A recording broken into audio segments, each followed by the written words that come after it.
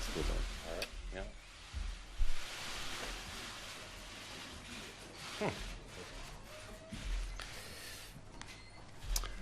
So it's a great honor and pleasure for me to welcome President Barack Obama to Sweden. As you all know, this is a historic event, the first bilateral visit ever by a President of the United States to Sweden.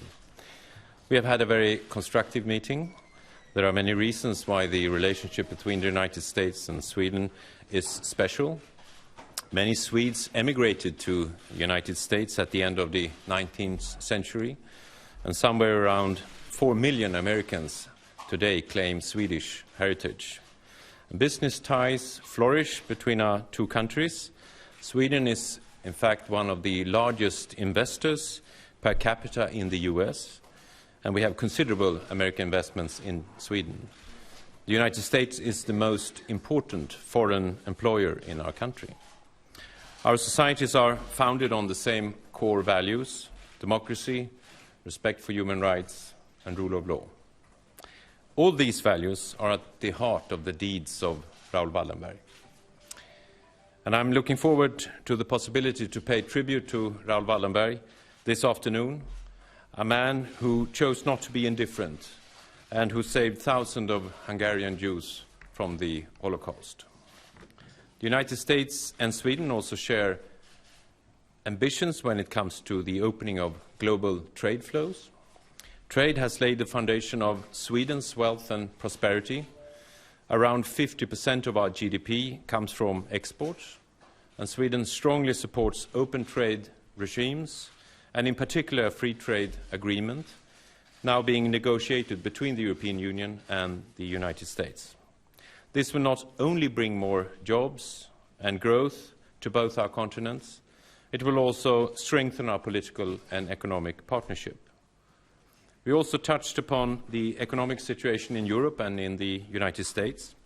I mentioned that the crisis has hit countries in Europe differently, Sweden being one of those countries that has done relatively well during the crisis. But the need for structural reforms exists throughout Europe to stay competitive and at the same time preserving all our welfare ambitions. We have also discussed climate change and its consequences. It represents one of the most important challenges to our societies. Sweden has reduced greenhouse gas emissions by 20% since 1990, while GDP at the same time has increased by 60%. So there is no contradiction between economic growth and the protection of environment. I welcome President Obama's ambitious new climate action plan.